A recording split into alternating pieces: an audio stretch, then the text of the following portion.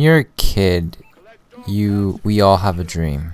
The dream of becoming successful, the dream of becoming rich and famous, or a successful athlete, or become a celebrity. We all have these kind of dreams. The older you get, though, it seems like your dreams change over time, and you really have to look at your dreams and analyze your dreams and how you really want to what you want to accomplish in life. What's up, guys? Magic Knives here, and today you're watching a knife and spike journal only gameplay on the map. I don't even remember the name of this map. Ascend. That's what it is. Yeah. It's a really long gameplay, so forgive me on that. And so there's not too much action, but throughout this whole game, barely anyone was joining the lobby, so it left it up to a lot of running around, not too much action going, but still racked up a lot of kills, and hope you enjoy that in the background. But anyways, when I was a kid, I had many dreams growing up. It started off in sports. First sport I got into when I was about 6 years old was being a tennis player. First dream I had was becoming a professional tennis player. At the same time, though, I did have other interests, and that mainly included playing the violin. And for a while too, I even thought I was gonna become a violinist someday. But the thing is when it comes to instruments, especially like piano and violin, is that they take a lot of dedication and your time. And as I got older, it got to a point where I needed to spend more time on my skills, my social skills, and just trying to realize who I am as a person. So as I got older, my dedication for playing the violin just decreased. And with tennis, I started when I was 6, and I did play competitive tournaments from when I was from starting at 6 up until around age 10. And I had fun with it, and I dreamed about being a professional tennis player. But eventually I shifted over to golf. I was introduced to golf at around age 8, and then started playing competitively at around age 10. From there, my dreams and goals shifted to golf.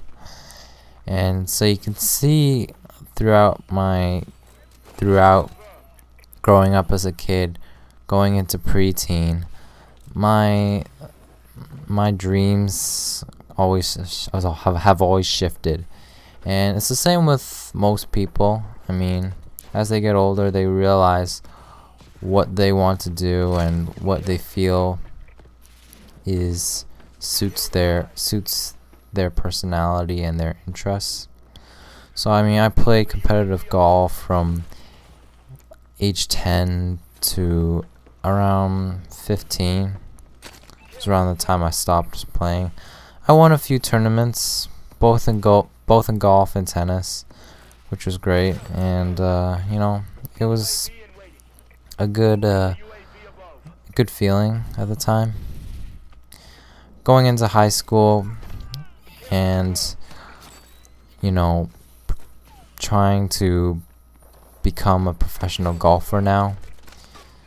From there, though, you know, my golf skills started deteriorating or getting poor, and you know, well, I did the best I could, but I just wasn't my rankings, my ranking in the golf arena wasn't getting good enough to compete with these guys.